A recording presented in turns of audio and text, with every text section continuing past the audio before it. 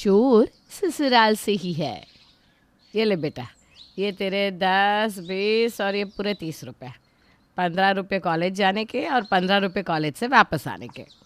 माँ, कम से कम कुछ पैसे तो एक्स्ट्रा दे दो, रास्ते में कुछ ज़रूरत पड़ गई तो। अरे ज़रूरत क्या पड़ेगी तुझे?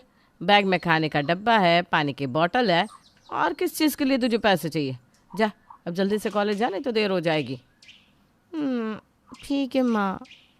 ये तो अनु के घर वालों की हर रोज़ की आदत थी।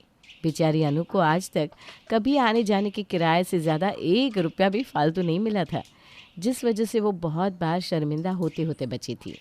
अब आज का ही दिन ले लो। कितने दिन हो गए यार, हमने कब से पिज्ज़ा नहीं खाया।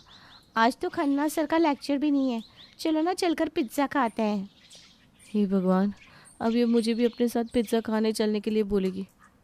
इनका तो एक पिज़्ज़ा भी कम से कम 300-400 का आता है, और मेरी जेब में तो घर जाने के लिए सिर्फ 15 रुपये हैं। अनु बेटा, जितनी जल्दी हो सके यहाँ से दबे पाँव निकल ले। अरे तू किधर चली? पिज्ज़ा खाने नहीं चलना क्या हमारे साथ? अरे नहीं यार, आज ना मेरा कहीं जाने का मन नहीं है। कल रात को सोने में बहुत देर हो गई थी ना, बहुत थकान सी हो रही है। मैं घर जा रही हूँ, जाती ही सो जाऊँगी। तेरा तो हर बार का कोई ना कोई बहाना होता ही है। आज तक कभी तो हमारे साथ कहीं कुछ खाने नहीं गई, अरे कहीं घूमने भी नहीं गई। पता नहीं कैसे बोरिंग लड़की है तू। हाँ ठीक है, अब जाने दो मुझे। अनु गुस्से में अपने घर आ जाती है। पता नहीं इन घर वालों को मुझे पैसे देने में दिक्कत क्या है। हर बार इनकी वजह से मुझे शर्मिंदा होना पड़ता है। कहीं भी बाहर नहीं जा पाती। मैं फ्रेंड्स के साथ जाकर अपनी पसंद का कुछ खा भी नहीं पाती। पता नहीं ये दिन कब ख़त्म होंगे।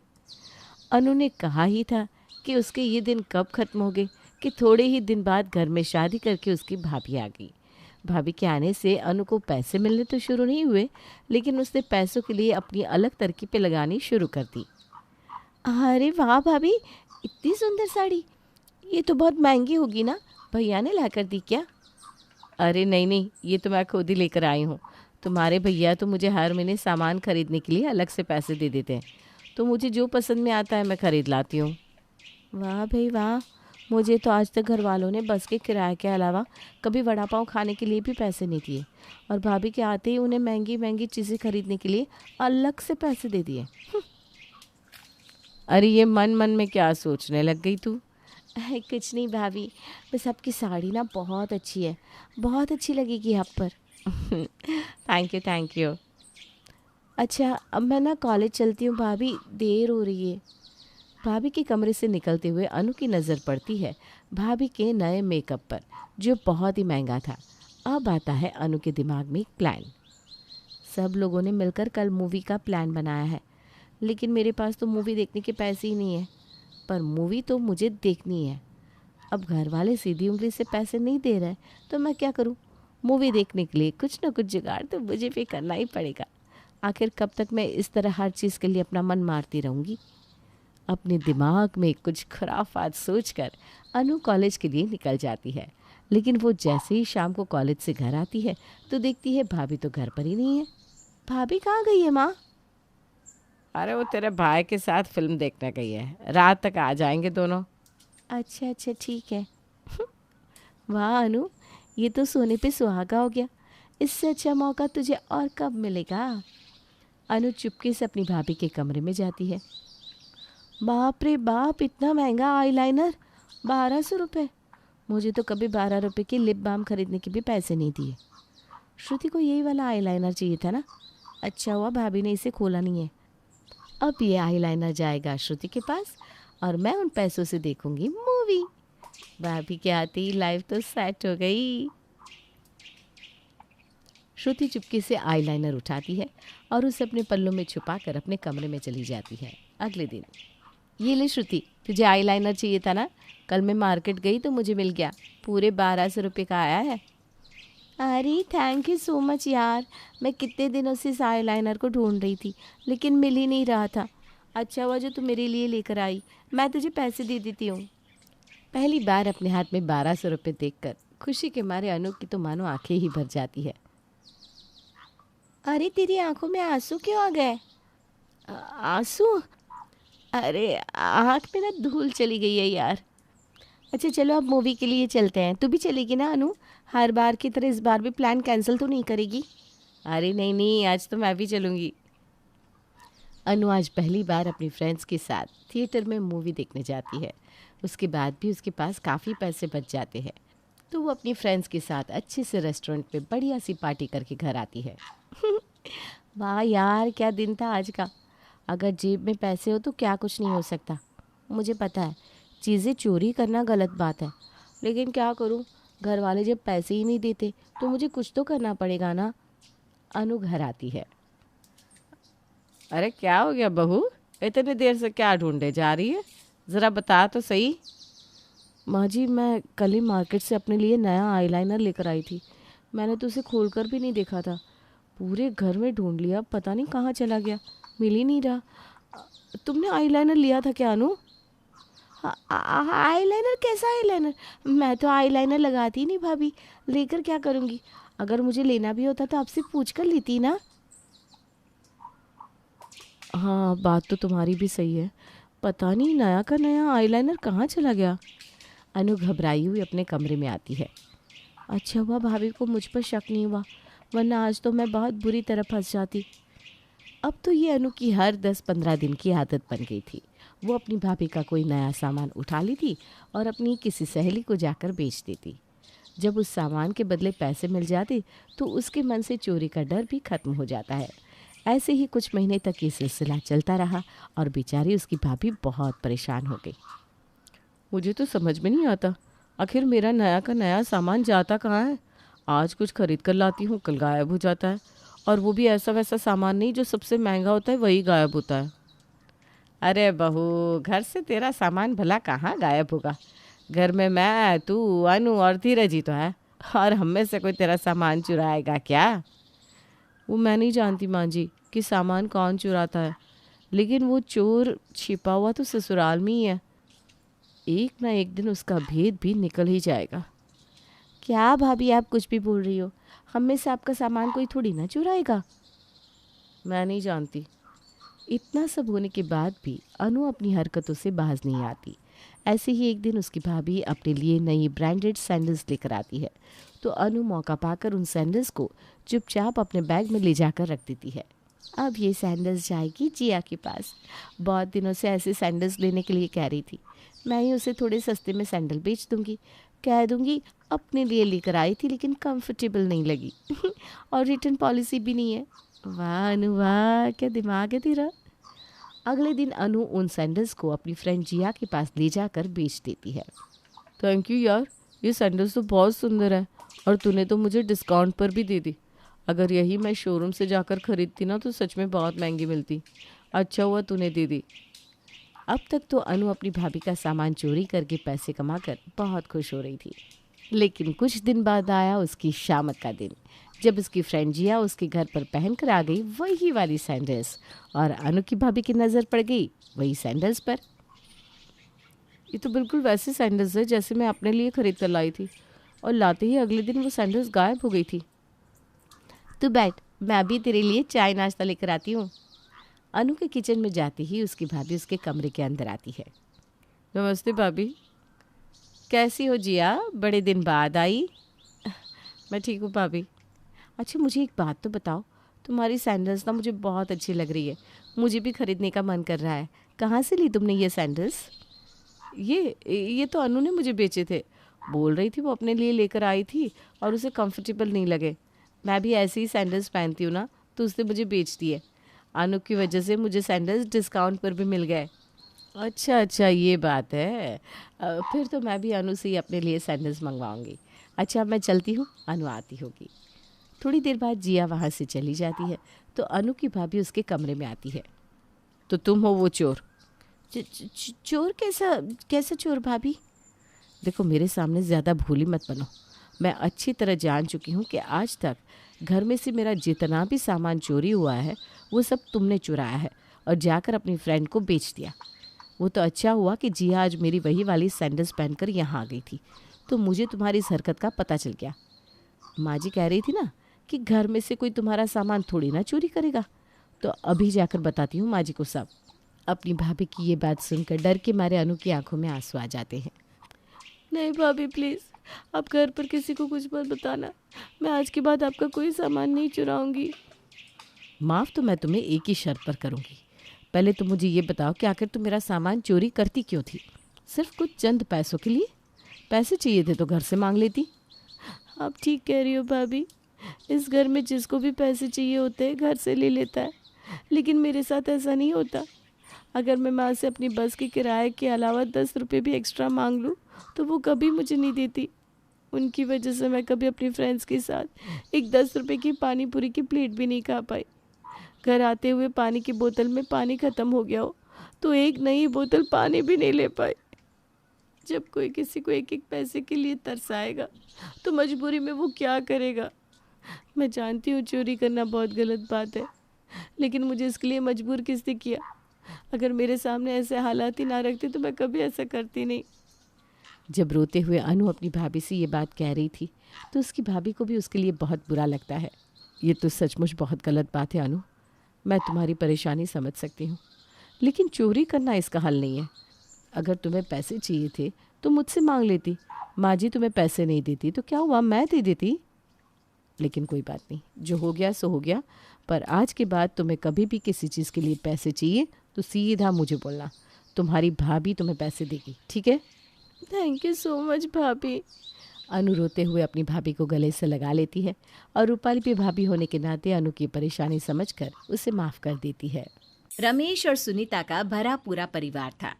उनके परिवार में बड़ा बेटा सौरभ, उसकी पत्नी रीमा, छोटा बेटा पंकज और उसकी पत्नी अनन्या रहा करते थे। सौरभ और रीमा का 1 साल का एक बेटा था और घर की छोटी बहू यानी कि अनन्या अभी प्रेग्नेंट थी। जब रीमा ने अपने बच्चे को जन्म दिया था उस वक्त तक पंकज और अनन्या की शादी नहीं हुई थी। घर की बड़ी बहू होने के नाते रीमा को घर में ज़्यादा पूछा जाता था। जब अनन्या प्रेग्नेंट हुई तो उसकी तबीयत थोड़ी सी खराब रहने लगी और इसी के चलते घर के सारे लोग बार बार बस एक ही बात कहते थे। जब रीमा ने अपने बच्चे को जन्म दिया था और वो प्रेग्नेंट थी तो उसे इस तरह की कोई परेशानी नहीं हुई थी। इस वक्त अनन्या का 9वां महीना चल रहा था और एक दिन सुबह के वक्त वो देर से सोकर उठी। पंकज बेटा कहाँ है? तुम्हारे बीवी को देखो, अब तो 9वां महीना चल रहा है। अब तक तो उसकी तबीयत ठीक हो जानी चाहिए थी। हाँ देवर जी, मम्मी जी ठीक कह रही हैं। हमारी देवरानी जी तो सारा दिन आराम करती रहती है। अरे अब तो थोड़ा काम कर ले। तुमने देखा है ना पंकज, तुम्हारी भाभी प्रेगनेंसी में कितना काम करती थी। अरे तुम दोनों भी ना सुबह सुबह शुरू हो गई। अरे भाई सबका शरीर अलग अलग होता है। अब हो सकता है कि अनन्या को ज़्यादा परेशानी हो। आपकी बात ठीक है पापा जी, लेकिन वो क्या है ना, कई बार प्रेगनेंसी में ज़्यादा आराम करने से बाद में प्रॉब्लम आती है। और नहीं तो क्या, रीमा ठीक कहती है। तभी अचानक से पंकज के कमरे से अनन्या के चिल्लाने की आवाज़ सुनाई देती है। सब लोग दौड़कर उसके कमरे की तरफ जाते हैं जहां अनन्या दर्द से तड़प रही थी। ये देखकर घर के सब लोग घबरा जाते हैं। अरे क्या हुआ अनन्या को? लगता है बहू की डिलीवरी का वक्त हो गया है। सौरभ बेटा जल्दी से कार बाहर निकालो, हमें अनन्या बहू को हॉस्पिटल ले जाना होगा। मम्मी जी मैं हॉस्पिटल वाला बैग पैक कर देती हूँ, सारा ज़रूरी सामान रख देती हूँ। बहुत दर्द हो रहा है मुझे। चिंता मत करो अनन्या, हम हॉस्पिटल ही जा रहे हैं, सब ठीक हो जाएगा। सब लोग अनन्या को लेकर हॉस्पिटल पहुंचते हैं। अनन्या को हॉस्पिटल में एडमिट कर लिया जाता है। डॉक्टर वहां आते हैं। डॉक्टर साहब चिंता की तो कोई बात नहीं है ना? नहीं नहीं, घबराने वाली कोई बात नहीं, हमने चेक कर लिया है, अब तक सब ठीक है। डॉक्टर साहब मेरी बहू को नॉर्मल डिलीवरी होगी ना? जी हम कोशिश कर रहे हैं, बाकी सब सिचुएशन पर डिपेंड करता है, अभी कुछ कहा नहीं जा सकता। अरे मम्मी अभी इन सब के बारे में सोचने का वक्त नहीं है। अब डिलीवरी तो नॉर्मल ही होनी चाहिए, वरना एक बार ऑपरेशन हुआ ना तो फिर महीनों तक रेस्ट करते रहो। कुछ देर तक सब लोग अनन्या की डिलीवरी का इंतज़ार करते हैं। सब लोग अनन्या की तबीयत को लेकर परेशान थे। तभी ऑपरेशन थिएटर का दरवाज़ा खुलता है। डॉक्टर बाहर आते हैं। पंकज दौड़कर डॉक्टर के पास जाता है। बताइए ना डॉक्टर, सब ठीक है ना? देखिए हमें अनन्या जी का ऑपरेशन करना पड़ेगा, वो नॉर्मल डिलीवरी करने की हालत में नहीं है। लेकिन क्यों डॉक्टर साहब, बात क्या है? एक्चुअली आपकी बहू बच्चे को डिलीवरी करने के लिए प्रेशर नहीं लगा पा रही है, इसलिए सर्जरी करना ही बेटर ऑप्शन है। ठीक है डॉक्टर साहब, जैसा सही हो वैसा ही कर दीजिए। और इस तरह अनन्या सर्जरी से एक बेटी को जन्म देती है।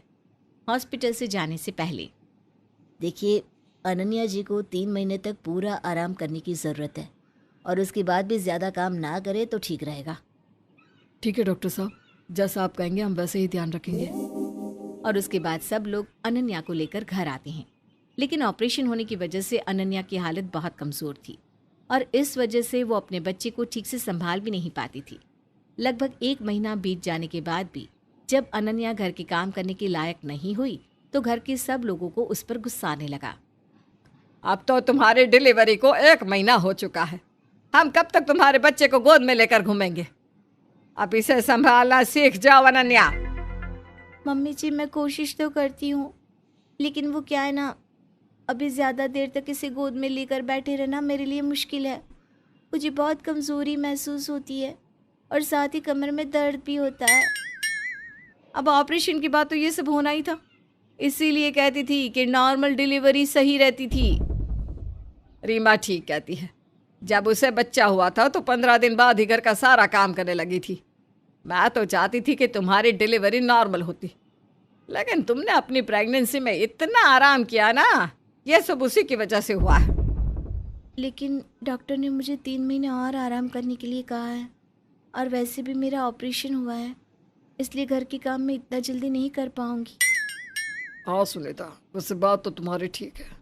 अगर रीमा की तरह अनन्या को भी नॉर्मल डिलीवरी हुई होती तो वो अपने साथ इस बच्चे का काम भी अच्छे से कर लेती।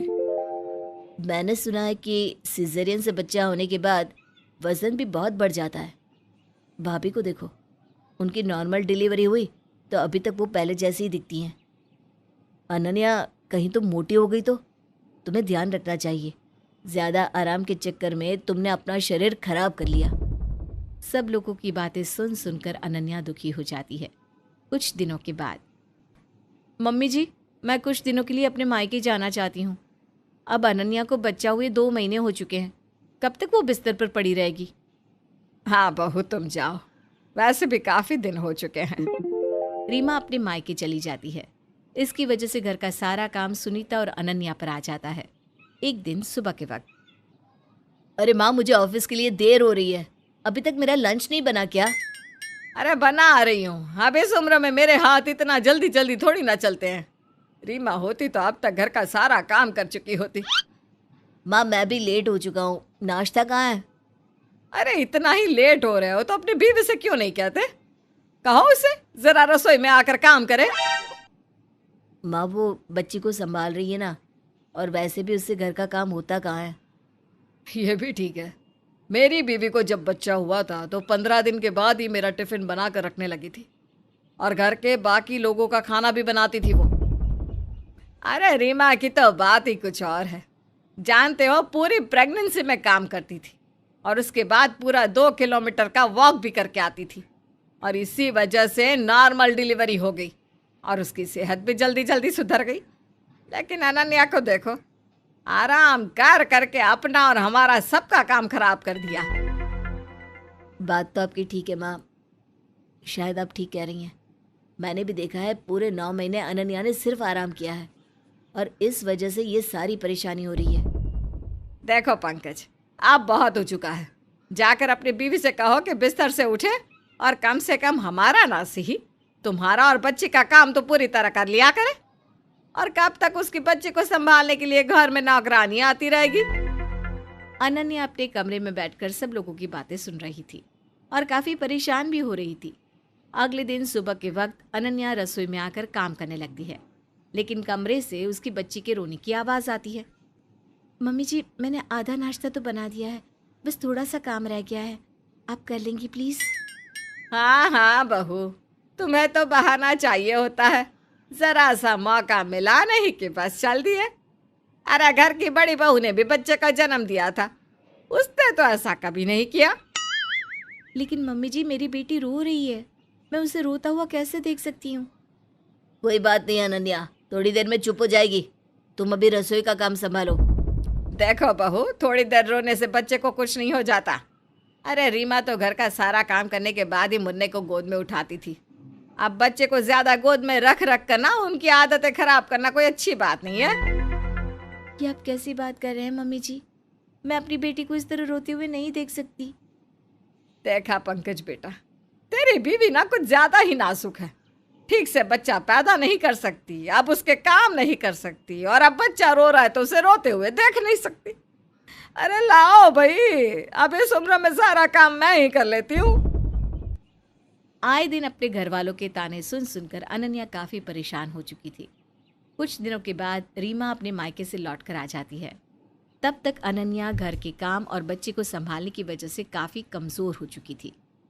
अनन्या, क्या हुआ तुम्हें? कितनी कमजोर लग रही हो तुम। अगर तुम्हारी हालत ऐसी रही तो आने वाले वक्त में बिस्तर से उठ भी नहीं पाओगी। कुछ नहीं भाभी, वो बस थोड़ा काम ज्यादा था ना, इसलिए। एक काम करो अनन्या, तुम कुछ दिन आराम करो, मैं वापस आ गई हूँ ना, घर के काम मैं कर लूँगी। ये क्या बहू, मायके से आने के बाद तुम बदली बदली क्यों लग रही हो? पहले तो तुम ही कहा करती थी अनन्या सारा दिन आराम करती रहती है, और अब तुम उसकी तरफदारी कर रही हो। आप ठीक कहती है मम्मी जी। मैंने अनन्या से हमेशा यही शिकायत रखी कि ज़्यादा आराम करने की वजह से उसे नॉर्मल डिलीवरी नहीं हुई और उसका ऑपरेशन करना पड़ा। लेकिन अब मैं समझ गई हूँ कि हमारी सोच गलत थी। लेकिन अचानक से क्या हो गया बहू? यहाँ से जाने से पहले तो तुम भी बात बात पर अनन्या को ताने मारती थी। वो क्या है ना मम्मी जी, मेरे मायके में मेरी भाभी को भी ऑपरेशन से बच्चा हुआ और उनके डॉक्टर ने मुझे समझाया कि सबका शरीर अलग अलग होता है। जो गलती मैंने अनन्या के साथ की थी वही गलती मैंने अपनी भाभी के साथ भी कर दी। लेकिन जब उन्होंने मुझे अपने डॉक्टर से मिलवाया और सारी बात समझाई, तब मुझे समझ में आया कि हमने अनन्या के साथ गलत किया। हाँ बेटा, वैसे बात तो तुम्हारी ठीक है। हमारे ताने और जिद के चक्कर में अनन्या बहुत कमज़ोर हो गई है। चिंता तो मुझे भी इसकी हो रही थी, लेकिन बार बार लगता था कि जब तुम्हारी डिलीवरी हुई थी तब तुम्हारे साथ तो ऐसा कुछ नहीं हुआ, और यही सोचकर मैंने अपनी बहू के साथ गलत कर दिया। लेकिन अब भी देर नहीं हुई मम्मी जी। हम दोनों चाहे तो मिलकर अब भी अनन्या को आराम करवा सकते हैं। और इसके बाद अनन्या की सास सुनीता और जिठानी रीमा उसका बहुत ख्याल रखते हैं और कुछ ही दिनों में वो ठीक हो जाती है और अपने घर का काम फिर से संभाल लेती है।